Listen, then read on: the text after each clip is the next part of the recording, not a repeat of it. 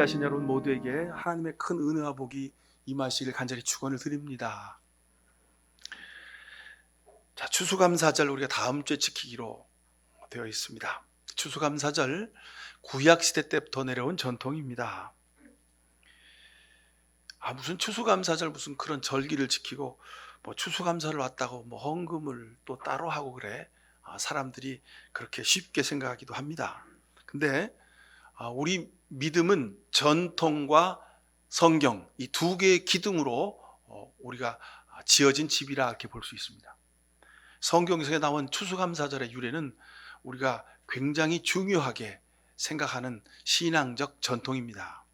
출애굽기 23장 14절 이하의 수장절, 초막절에 관한 기록이 바로 그것입니다. 오늘날 추수감사절은 1620년 영국에서 신앙의 박해, 그 다음에 사회적 약자, 소외를 받던 이들이 영국에서 배를 타고 탈출하죠. 어디로 갈지 막막했는데 하여간 소문을 듣자 하니 미주의 신대륙이 있는데 거기 가면 아무도 우리를 억압하거나 소외시키거나 그리고 누가 우리에게 세금을 걷거나 무시하지 않는다. 그리로 가자. 땀 흘려 일한 만큼 먹고 살 수 있다. 그 사람들이 배를 타고 무작정 그리로 떠났습니다. 여러 척의 배가 출발을 했지만 플리머스란 배 한 척, 그리고 그 배가 도착한 곳을 플리머스라고 이름 지었습니다. 미국 동부의 한 해변가입니다. 1920년 영국을 떠난 청교도들이 신앙의 자유와 삶의 자유를 찾아서 미국 신대륙에 건너왔습니다. 추운 겨울을 무사히 보내고, 무사히가 아니었습니다. 근데 얼어 죽은 사람이 부지기수였고 그들이 가져간 가축들 다 얼어 죽었습니다. 그리고 봄에 황무지뿐인 그 땅에 파종을 하고 농사를 지었습니다. 가을에 정말 보잘것없는 수확이 거두어졌습니다. 그렇지만 살아남은 자들, 하나님이 우리를 살리셨고 우리에게 곡식을 주셨다고 하는 감사 예배를 아주 감격적으로 1621년 11월 셋째 주일에 드리게 됩니다. 이게 세계적으로 현대 우리 개신교의 추수감사절의 유래입니다. 조지 워싱턴 미국의 대통령이 사람은 1789년에 내셔널 땡스기빙 데이를 정했습니다. 미국의 법으로 추수감사절을 정한 거죠. 근데 한국 초기의 교회들은 미국 선교사들의 영향을 많이 받았습니다. 그래가지고 미국 선교사들이 11월 셋째 주에 추수감사절 예배를 드려라. 예, 그리고 지키기 시작한 거죠. 그래서 11월 셋째 주일이 한국 교회 추수감사절의 그 전체 큰 일정이 되었습니다. 근데 실은요, 교회사적으로 따져보면 한국 장로교회가 지킨 최초의 추수감사절은 1904년 11월 10일입니다. 한국 장로교회는 카나다 북장로교회 전통 그쪽에서 온 선교사들의 영향을 많이 받았습니다. 그래서 카나다 장로교회의 전통에 따라서 11월 첫째 주일 날 추수감사주일 예배를 드린 게 된 거죠.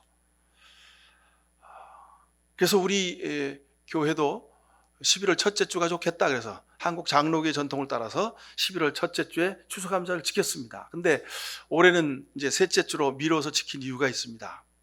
위드 코로나 정책으로 조금 시간이 지나면 우리가 그래도 추수감사절인데 뭐라도 좀 이렇게 차려놓고 같이 식사라도 좀 할 수 있으면 좋겠다 하는 그런 마음으로 기다렸습니다만 다음 주 그게 될런지 모르겠습니다.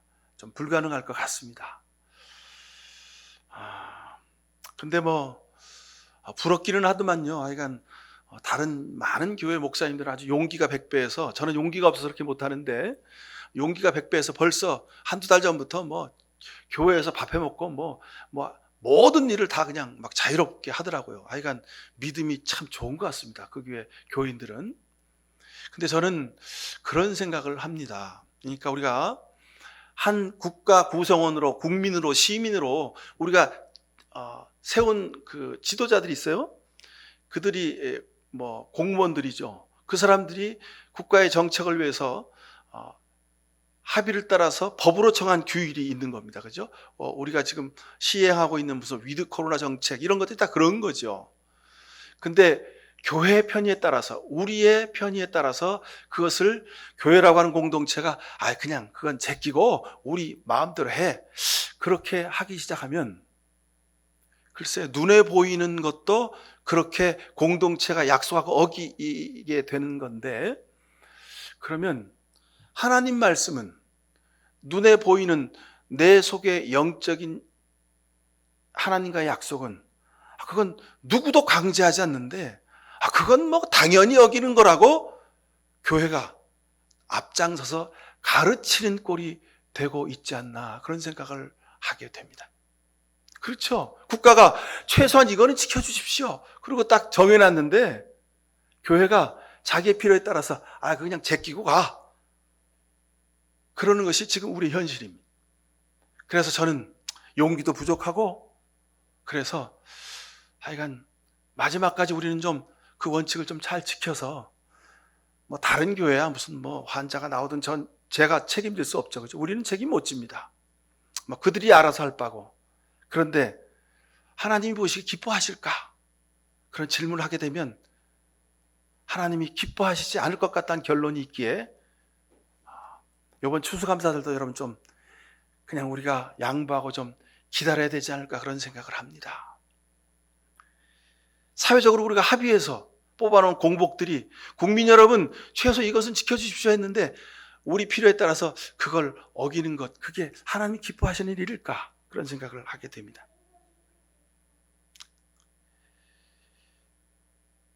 그런 거 아닐까요?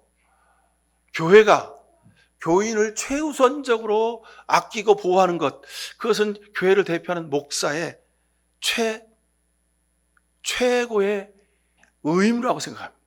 그러기에 여러분 조금만 더 기다리고 인내하실 수 있길 바랍니다. 코로나에 안 걸리는 것도 중요하지만 뭐 어쩔 수 없이 걸릴 수도 있죠. 그죠? 우리가 사람이 가득 차 있는 버스도 타고 지하철도 타고 매일처럼 사무실에 출근해서 일해야 되고 어쩔 수 없어서 걸릴 수도 있을 겁니다. 근데 여러분, 코로나 걸려서 걸리는 것도 문제지만 걸려서 나아도 문제인 것을 많이 봅니다. 코로나 걸려서 나았는데 전처럼 체력이 회복되지 않아서 직장 생활을 할 수 없어가지고 할 수 없이 직장을 그만둔 사람들이 많이 있어요.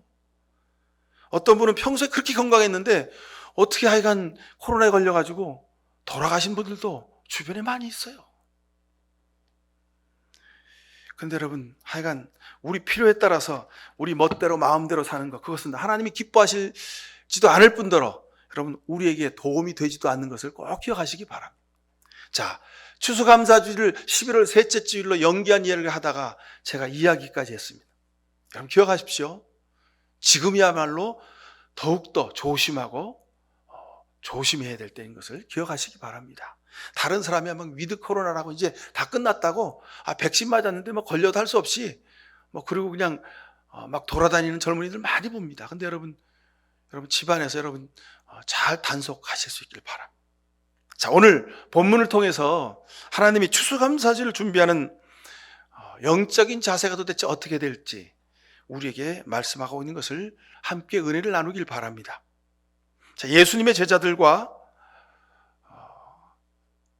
함께 최후의 만찬을 하셨죠. 제자들은 영문도 모른 채 예수님이 주신 빵과 포도주를 마십니다. 근데 왠지 분위기가 전과 같지 않았습니다. 하여간 분위기가 무르익고 있을 즈음에, 식사가 다 끝나갈 즈음에 예수님이 오늘 밤 너희가 다 나를 버릴 것이다, 충격적인 말씀을 하시는 겁니다. 이게 무슨 얘기지? 뜬금없이. 그때 베드로가 나서서 얘기하죠. 그래서 자기가 수제자이기 때문에 다른 제자들의 마음을 다 대변해서 서로 눈빛을 주고받으니까 야, 네가 얘기해, 그런 거죠. 예수님 무슨 얘기입니까? 다 주를 버릴지 몰라도 저는 그럴 수 없습니다. 우리 중에 누가 주님을 버린단 말입니까? 그렇게 묻습니다. 그랬더니 예수님이 딱 베드로의 눈을 보시면서 너는 닭이 울기 전에 3번이나 나를 부인할 걸, 이렇게 말씀하시는 겁니다. 근데 정말로 베드로는 닭이 울기 전에 3번이나 예수님을 부인했습니다. 그냥 부인한 게 아니라 저주하며 예수님을 모른다고 부인했습니다. 자, 베드로는 예수님의 이 말씀이 너무 가슴이 사무쳐서 뛰쳐나가서 통곡하며 울죠. 자신의 모자람, 부족하고 비겁함, 내가 왜 그랬을까? 너무도 후회스러워서 베드로는 하염없이 울었습니다. 근데 하지만 생각을 해보면 베드로뿐만이 아닙니다. 가룟 유다도 울었습니다. 대제사장과 서기관들에게 가서 협상을 하죠. 내가 우리 선생님 예수를 넘겨줄 터인데 나한테 반대급부로 뭘 주겠어? 그래, 은전 30이면 되겠느냐? 그러면 좋습니다. 그리고 내가 예수님과 함께 있다가 쭉 내려가면 당신들 딱 오면 내가 입 맞추는 사람이 예수니까 그 사람 잡아가시오. 그렇게 미리 암구호를 정한 겁니다. 그리고 예수님 팔아 넘겼습니다. 예수님 팔아 넘기고 나서 은전 30을 받고 나서 가룟 유다의 마음속에 내가 잘못했구나. 내가 실수했구나. 이따위 은전 30이 뭐라고. 그래도 나를 사랑했던 주님, 나를 최고로 신뢰하셔서 내게 돈꾀짝을 맡기시고 우리 제자 공동체들의 회개를 전부 살림을 맡기셨던 주님이신데 내가 이럴 수 없지. 인간 같지도 않은 놈, 쓰레기만도 못한 놈. 가룟 유다는 자기 스스로를 그렇게 저주했습니다. 그리고 그 저주가 너무 깊이 사무쳐 자살하고 말았습니다.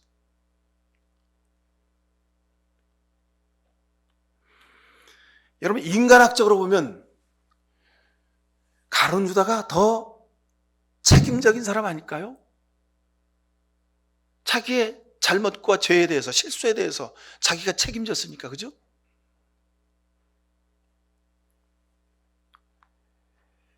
가룟 유다, 베드로, 그리고 우리.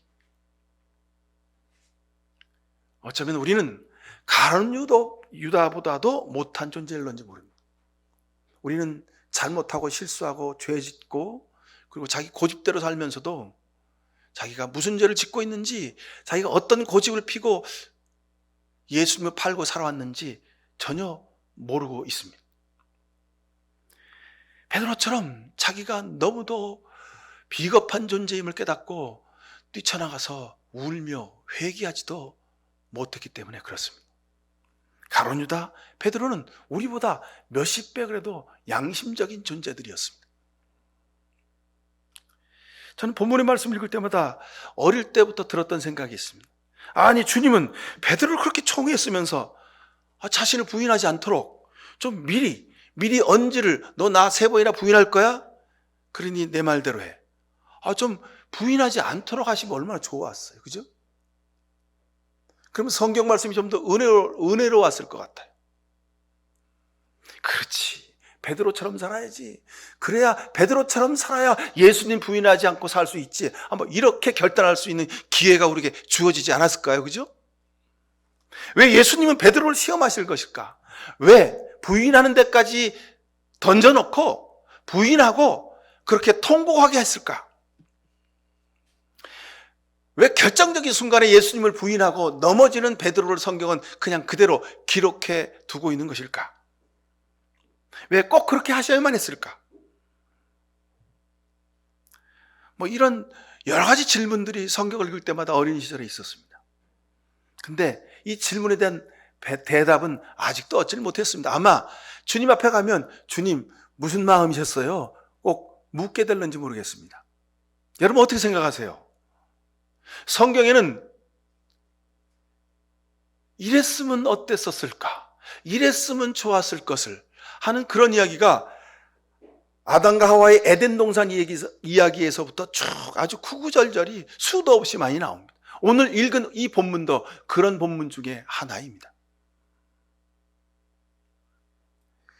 여러분 가룟 유다 보세요. 상식적으로 보십시오. 예수님의 최측근이었습니다. 왜요? 그가 그 제자 공동체의 살림을 도맡았던 회계 팀장입니다. 요즘식으로 하면 회계 팀장이에요. 그 조직에. 여러분 보세요. 여러분들이 일하는 회사나 무슨 조직 속에서 하여간 회계 장부를 맡고 있는 사람이 가장 파워가 있는 사람입니다. 가장 신뢰할 만한 사람이고 그 조직의 지도자가 가장 신뢰하는 인물이기에 그 일을 맡기는 겁니다. 그런데 예수님을 팔아넘길 것을 알았으면, 그렇게 신뢰하는 사람이었으면 미리 조치를 취해서 가룟 유다만큼은 그러지 않도록 해야 하지 않았을까, 그런 생각을 하는 겁니다. 이런 질문들을 가지고 여러분 오늘 본문을 보실 수 있기를 바랍니다. 요한복음 6장 65절에 보면 예수께서 또 말씀하셨다. 그러므로 내가 너에게 이르기를 아버지께서 허락하여 주신 사람이 아니고는 아무도 나에게로 올 수 없느니라 그랬어요. 여러분 지난주에 여러분들이 읽으셨던 성경 말씀 중에 한 구절입니다. 하나님이 허락해 주셔야만, 허락해 주신 사람만 나한테 올 수 있다, 이 말입니다. 그래서 가룟 유다를, 그래서 베드로를 그렇게 하셨을까 하는 그런 생각을 들게 하는 구절이었습니다. 아버지께서 허락해 주신 사람, 하나님이 예정하신 사람이 있다는 거예요. 하나님이 선택하시는 사람이 있다는 겁니다. 선택의 기준이 있다는 겁니다. 그런데 그 기준에 의하면 가룟 유다는 자살해서 죽었고 영벌에 빠졌고, 베드로는 똑같이 죄를 지었지만 베드로는 회개하고 주님께 돌아와서 주님의 제자로 순교하게 했다는 겁니다. 하늘나라의 상급을 받았다는 겁니다. 자, 그러면 내 인생의 미래에 하나님의 예정하심이 어떻게 되었을까? 여러분 궁금하지 않습니까? 자, 이 물음은, 여러분 이 질문은 다음에 우리가 또 답을 구하기라고, 여러분 이 질문만 가지고 오늘 넘어가시면 좋겠습니다. 자, 베드로의 마음에 집중해서 한번 묵상해 봅니다. 오늘 본문 22장 29절에 3절에 보면, 여보시오, 나는 당신이 무슨 소리를 하는지 몰라. 무슨 얘기야 지금? 근데 성경은 그 뒤에 베드로가 아직 말을 채 끝내기도 전에 닭이 꼬끼요 하고 울었다는 겁니다.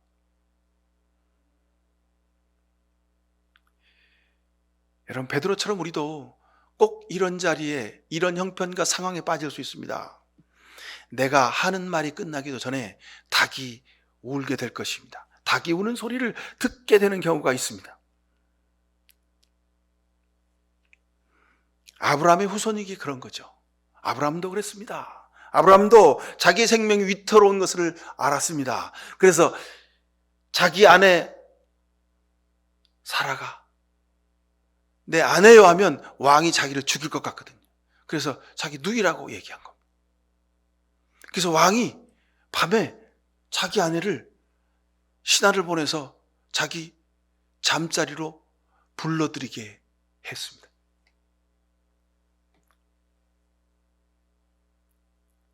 우리도 사람과의 관계에서 세상 살다가 이런 경우를 많이 당하게 됩니다. 아브라함처럼, 베드로처럼 자기 체면과 자기 이익의 급급에서 결국은 어쩔 수 없이 거짓말을 했다고 그렇게 생각합니다. 그러기에 우리는 회개하지 않습니다. 어쩔 수 없이 거짓말했기에 하나님이 용납해 주실 거라는 자기 합리화를 하기 때문에 그렇습니다. 이런 태도가 내 속에 있는 베드로의 모습입니다. 그런데 우리는 베드로보다 못합니다. 베드로는 자기 잘못을 깨달아 알고 뛰쳐나가서 예수님, 내가 병신입니다. 예수님, 내가 주님을 패발했습니다. 예수님 말씀이 옳았군요. 주님, 예수님 나는 어쩌면 좋습니까? 하고 주님의 도우심을 구하는 회개 기도를 했던 사람은 베드로였습니다. 근데 우리는 내가 거짓을 말했는지, 내가 이중적으로 살았는지, 내가 내 목숨을 위하여, 내 이익을 위해서 주님을 배반했는지 우리는 무덤덤하게 그냥 지나갑니다. 닭이 10번 울었는지 100번 울었는지 우리는 도대체 그 소리에 관심이 없습니다. 그래서 오늘도 닭이 웁니다. 닭이 오늘도 웁니다. 여러분 가정에서 울고요. 여러분 회사에서 울고요. 여러분 생활, 삶의 주변에서 많은 사람들이 닭을 대신해서 하나님의 말씀 앞에 우리가 주님 앞에 돌아오길 원해서 닭이 울고 있습니다. 여러분 귀를 열고 그 울음소리를 들으시길 축원합니다. 그래 베드로처럼 회개할 수 있습니다. 베드로는 닭의 울음소리를 듣고 주님 말씀이 생각나 울고 또 울고 울었습니다.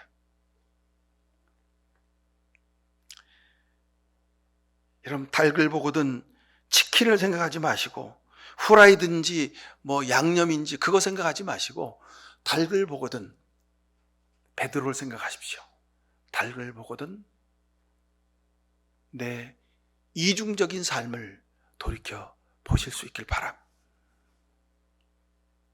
예수님을 자신이 존경하고 사랑했던 그 예수님을, 그렇게 맹세했던 예수님을 배반했던 베드로의 마음, 이 마음을 우리가 가지고 살아야 합니다. 그래야 십자가 앞에 설 수 있고, 그래야 십자가가 우리 삶을 돌이키는 은혜의 사건이 될 수 있습니다. 불안했고 초조했고 사투리로 뭔가 껄쩍지근했습니다. 내가 이 말을 해도 되나? 예수님이랑 나랑 관계가 그런 관계가 아니었는데 내가 예수님을 부인해도 되나? 하는 그런 불안감으로 어쩔 수 없이 내뱉었습니다. 근데 웬일입니까? 내 말이 다 끝나기도 전에 닭이 우는 겁니다.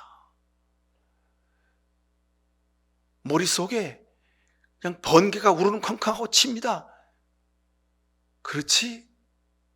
닭이 울기 전에 너 나를 3번 부인했지? 주님이 하신 말씀이 막 번개처럼 머릿속에 스쳐 지나가는 것.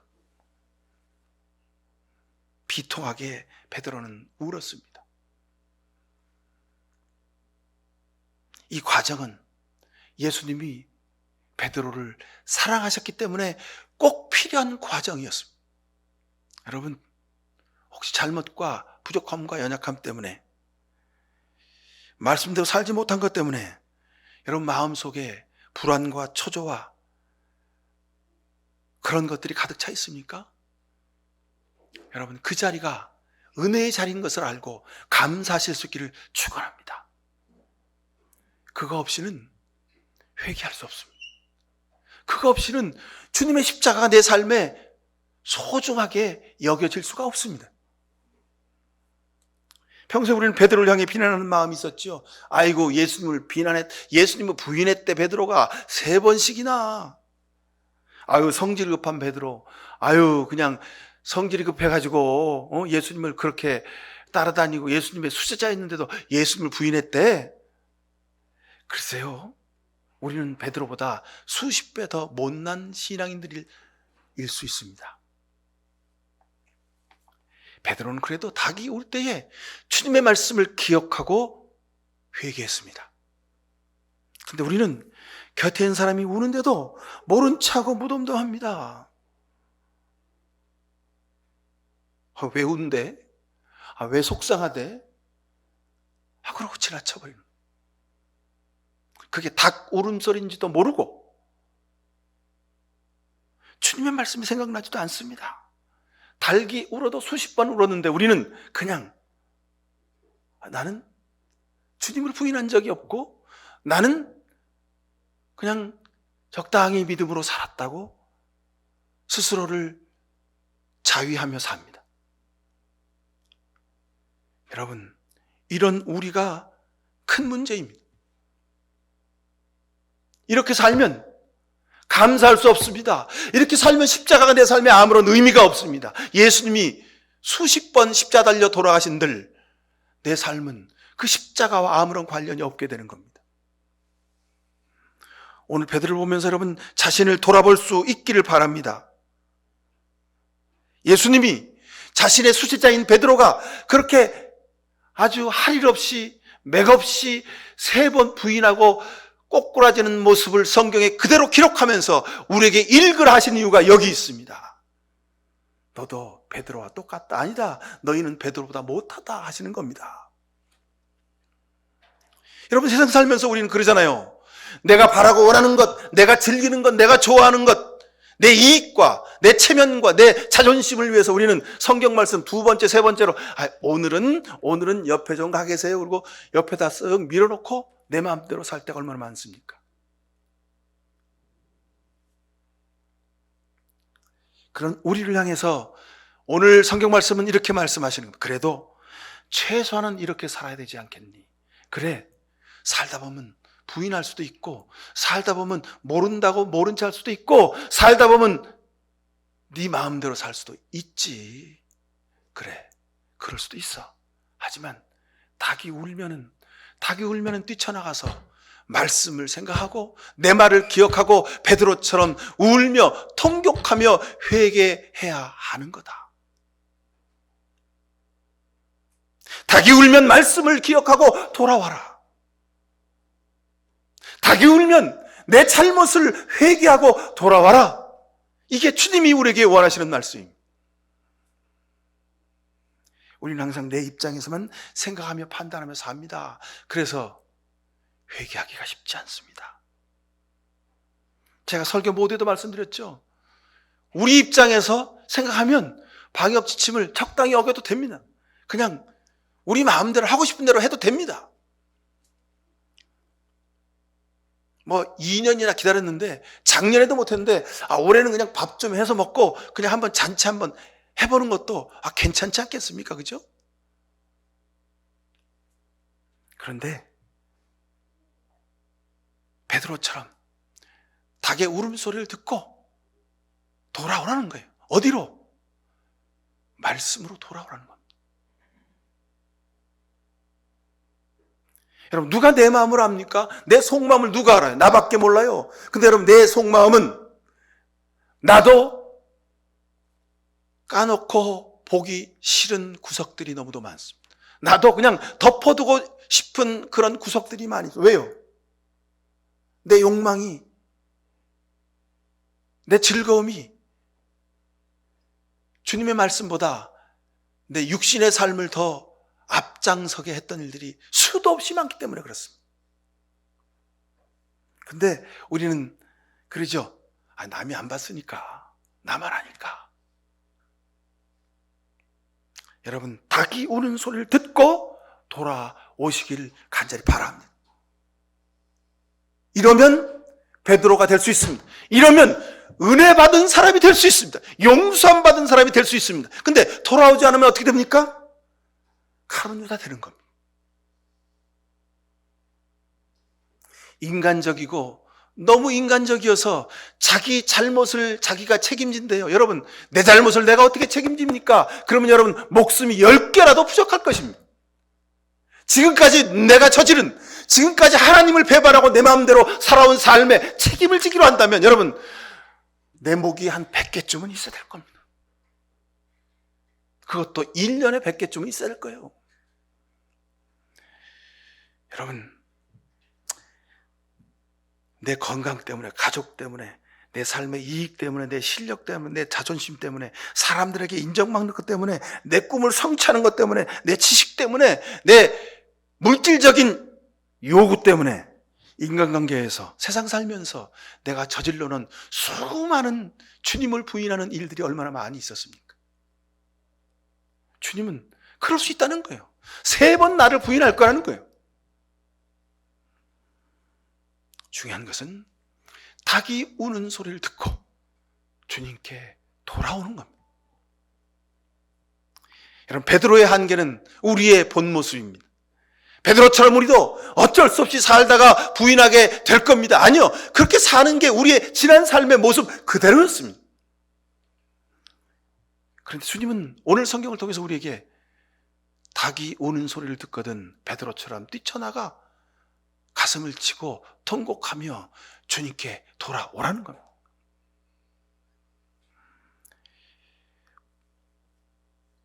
부족한 믿음으로, 말씀대로 살지 못하는 이중적인 삶으로, 뻔뻔한 삶으로, 자기가 무슨 죄를 지었는지도 모르고 회개하지 못하는 삶으로 살 수 있다는 겁니다. 그러나 중요한 것은 닭이 울 때에 닭이 우는 소리를 듣고 베드로처럼 돌아오라는 겁니다. 사랑하는 성도 여러분, 주님 앞에 돌아오십시다. 이번 추수감사절은 주님 앞에 돌아와 주님 회개하게 하신 것 감사합니다 하는 그런 감사절 될 수 있기를 간절히 축원합니다. 그리스도인은 자기의 부족함과 연약함과 죄됨을 인정하고 주님 십자가 앞에 나오는 사람이, 이 사람이 진정한 그리스도인입니다. 그럼 하나님 앞에서 누가 죄 없다고 자신할 수 있겠습니까? 십자가 앞에서 누가 뻣뻣이 고개를 들고 살 수 있단 말입니까? 세상 사람들은 자기 죄 없다고 뻔뻔하게 고개 들고 그렇게 살 수 있어도, 여러분, 우리는 십자가 앞에 고개 숙이고 주님, 내가 무슨 죄를 지었는지도 모르고 주님 100번 1000번 부인했는데 주님 그동안 뻔뻔하게 살았습니다. 주님 불쌍히 여겨 주옵소서.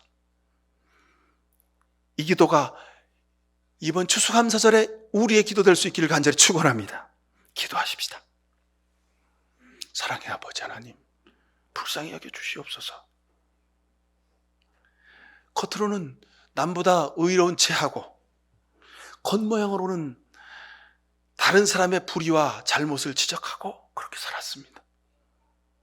그러기에 베드로를, 가룟 유다를 보고 손가락질했습니다. 예수님 팔았다고, 예수님 부인했다고. 근데 여러분, 우리는, 아버지 하나님, 우리는 베드로보다, 가룟 유다보다 못한 존재들임을 고백합니다. 내가 무슨 죄를 짓고 사는지도 모르고 살아왔습니다. 주님 십자가 앞에 우리를 불러주시고 베드로처럼 닭이 우는 소리를 들을 때에 통에 자복하는 우리가 되게 하옵소서. 주님, 우리를 불쌍히 여겨 주옵소서. 자비를 베풀어 주옵소서. 우리 귀를 열어주시사 닭이 우는 소리를 듣게 하옵소서. 내 가족이, 내 자녀가, 내 주변의 사람들이 우는 소리를 듣게 하시고 그 소리 들을 때에 나 때문임을 고백하고 무릎 꿇어 회개하게 하옵소서. 예수 그리스도 이름으로 기도하옵나이다. 아멘. 주님, 우리를 불쌍히 여겨 주옵소서. 말씀을 잊어버리고 십자가를 향하여 뒤돌아서고 예수님을 모른다고 부인하며 살면서도 닭이 우는 소리를 듣고서도 모른 채 무덤덤하게 살았습니다. 주님, 이후로 베드로처럼 우리 귀에 들리는 닭 울음소리를 듣고 십자가 밑에 무릎 꿇겠습니다. 통에 자복하겠습니다. 회개하겠습니다. 이런 귀한 결단을 하는 이 시간 머리 숙인 모든 죄 백성들 머리 위에와 사랑하는 저들의 가정과 귀한 자녀들 머리 위에, 그리고 저들이 땀을 흘리는 사업장과 일터 위에 하나님 아버지의 귀하신 사랑과 예수 그리스도의 십자가의 복렬해 주신가, 성령의 동행하시고 지켜주심이 지금부터 영원히 함께해 주시옵기만을 간절히 축원하옵나이다. 아멘.